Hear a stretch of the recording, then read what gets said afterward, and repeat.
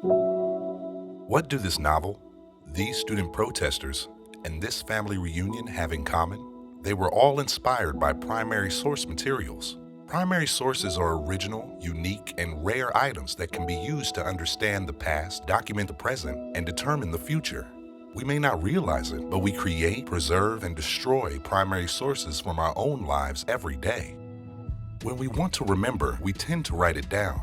Companies write about their profits, musicians write the lyrics to their songs, and communities write about their heroes. This collection of primary materials comes from the events of a textile mill strike in 1929. Archivists gathered flyers, sheet music, diaries, and scrapbooks about the strike. These physical documents were organized into folders and boxes, and archivists wrote descriptive summaries. This information was made available to researchers, including an author named Wiley Cash. For this author, a new novel unfolded. He pulled together these biographical pieces of an unsung community hero and featured her in his book, The Last Ballad.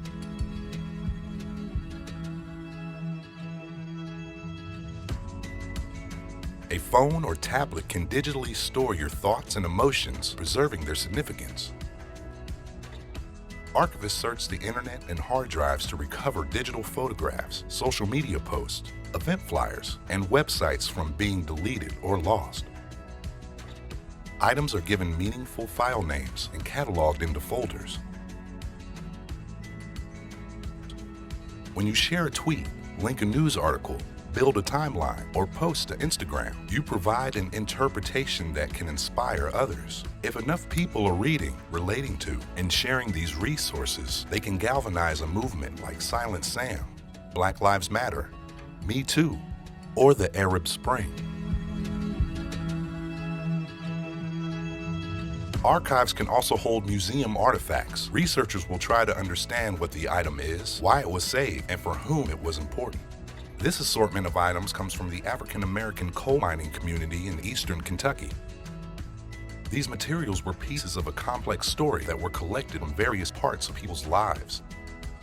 Items were brought into a museum setting and carefully stored and described with boxes and custom tags.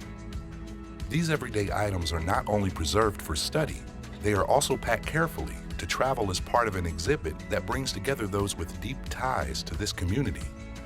The exhibits have the power to renew communal bonds and transmit important memories to a new generation.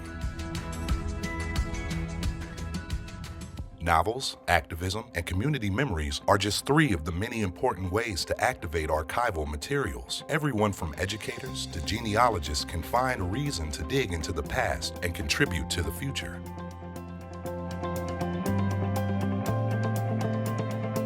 This is where it all starts, with the items you have in your home, important artifacts hiding in plain sight.